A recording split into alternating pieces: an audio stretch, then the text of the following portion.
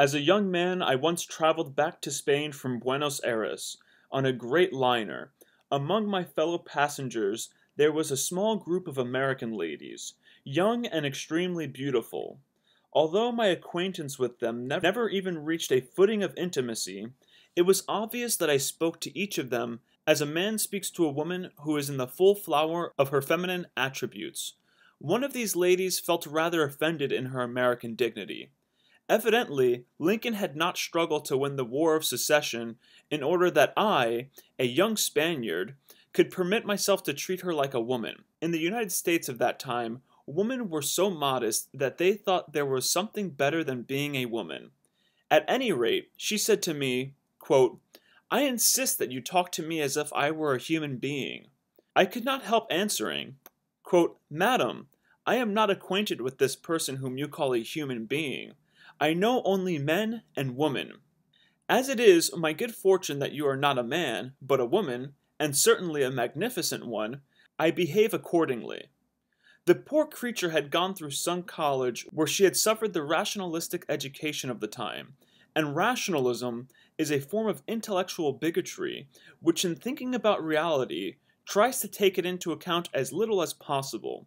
In this case, it had produced the hypothesis of the abstraction known as the human being. Hello, family! God, I love that quote. Unfortunately, it has nothing to do with this video, but it has a lot to do with our time. But anyway, moving on to this video. People are constantly using the word psychopath. They don't use the word sociopath as much, which is surprising because there are more sociopaths in the world than there are psychopaths. According to most statistics, about 1% of the population suffers from psychopathy, and about 4% of the population suffers from sociopathy. You know, they are two distinctly different things, but people are constantly using them interchangeably, so I feel it very necessary to share with you all the difference between the two. Before I give you the correct definitions of psychopath and sociopath, I'm first going to direct you to the dictionary definitions of psychopath and sociopath, so that you can see why relying on a dictionary definition for something is totally fallacious. So, according to the online dictionary, a psychopath is a person suffering from a chronic mental disorder with abnormal or violent social behavior. It's synonymous with madman, madwoman, maniac, lunatic, psychotic, sociopath. See, even right here, the dictionary definition equates psychopathy with sociopathy. And then it gives the informal definition saying that it is an unstable and aggressive person. And then the dictionary definition for sociopath is a person with a personality disorder manifesting itself in extreme antisocial attitudes and behavior and a lack of consciousness. See, both of these definitions are super ambiguous. So super ambiguous and so general that one of the definitions even claims that the other word is synonymous with it.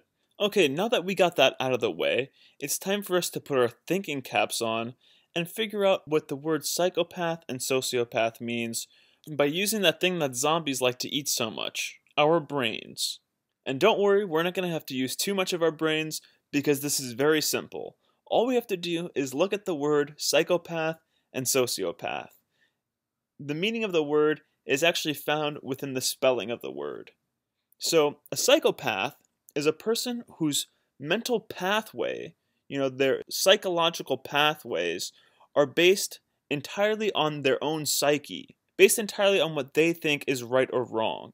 Essentially, everything that a psychopath thinks and does comes from within their own psyche. Examples of some hardcore psychopaths would be like the Joker from Batman, or Leatherface from the Texas Chainsaw Massacre, or Buffalo Bill or Hannibal Lecter from The Silence of the Lambs. A sociopath is pretty much the opposite of that. A sociopath is a person whose mental pathways or whose psychological pathways are all based off of social ideas. To a sociopath, right and wrong is whatever society says it is. A sociopath pretty much wants to do whatever society says that people should do. Sociopaths can lack empathy just like psychopaths, simply because a sociopath will put the society before the individual. I think the best example for a sociopath would be like the child hero in George Orwell's book 1984. Child heroes in 1984, they would turn their parents over to the state if they thought that their parents were working against the state or working against society. Another example of a sociopath would be like an extreme do-gooder, like somebody who will turn you in simply because they think that you did something socially wrong. Like, they won't take your situation into account. They'll say, this is the law, you didn't stick to the law, so now I'm going to turn you in, and I'm not going to feel bad about it because you did something socially wrong, and you shouldn't have done something socially wrong. That would be a good example of a sociopath. They will have absolutely no empathy for your situation. Just like a psychopath won't have empathy for your situation, but for very different reasons. A true-to-heart psychopath will not last very long inside a society, and a true-to-heart sociopath cannot last very long without society.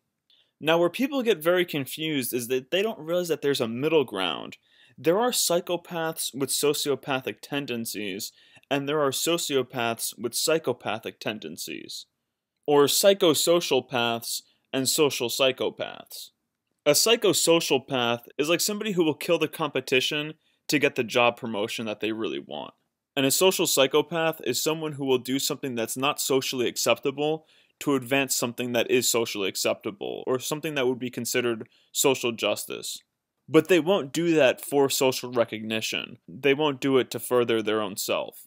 Virtue-signaling social justice warriors would be considered psychosocial paths and not social psychopaths. An example of a psychosocial path would be like Patrick Bateman from American Psycho, or like a coworker who convinces you to do something that would get you fired, records it, and then reports you to the boss to get you fired. Or like the example I just gave before, a social justice warrior, but not just any social justice warrior. It'd be like a social justice warrior who convinces themselves and tries to convince everyone else that you're a racist, and then they go and attack you, and they attack you so that they can thus get like social points. They do this kind of act for themselves. They're self-serving, but I think that these kinds of social justice warriors are also suffering from a dissociative disorder, like narcissism. And an example of a social psychopath would be like Dexter Morgan from the HBO series Dexter. I'm going to finish this video off by saying, a healthy-minded person is a person who reaches their conclusions through logic, not through feelings that come from within, and not from social dictates that come from without. In the measure to which I think and speak not from my own individual conviction, but simply repeating what is said and is thought, my life ceases to be mine. I cease to be the supremely individual person that I am, and I act on society's account. I am a social automaton. I am socialized. But I repeat, this idea of the collective soul, of a social consciousness, is arbitrary mysticism. There is no such collective soul. If by soul is meant, and here it can mean nothing else, something that is capable of being the responsible subject of its acts, something that does what it does because what it does has a clear meaning for it, then will the characteristic of people, of society, of the collectivity be precisely that they are soulless. So here we have human actions of ours that lack the primordial characteristics of the human, that has no particular subject who creates them and is responsible for them, for whom they have meaning. We have then a human action, but it is irrational, without spirit, without soul, in which I act in the fashion of the gramophone, on which someone puts a record that it does not hear, of the planet circling blindly in its orbit, of the vibrating atom, the germinating plant, the nest-building bird. We have a human activity that is irrational and soulless, a very strange reality, this which now rises before us. It looks as if it were something human, but dehumanized, mechanized, materialized. Will society then be a peculiar reality intermediate between man and nature, neither one nor the other, but a little of one and a great deal of the other? Will society be a quasi-nature, and, like nature, something blind, mechanical, irrational, brutal, soulless, the contrary of spirit, and still, by that very fact, useful and necessary for man? Yet itself, the social society, not man nor men, but something rather like nature, like matter, like a world. Shall we find, after all, that the name by which it has always been informally called will prove to have a formal meaning, that is, a social world? Such is the undeniable and unquestionable phenomenon. Such is the new reality that we find inescapably before us.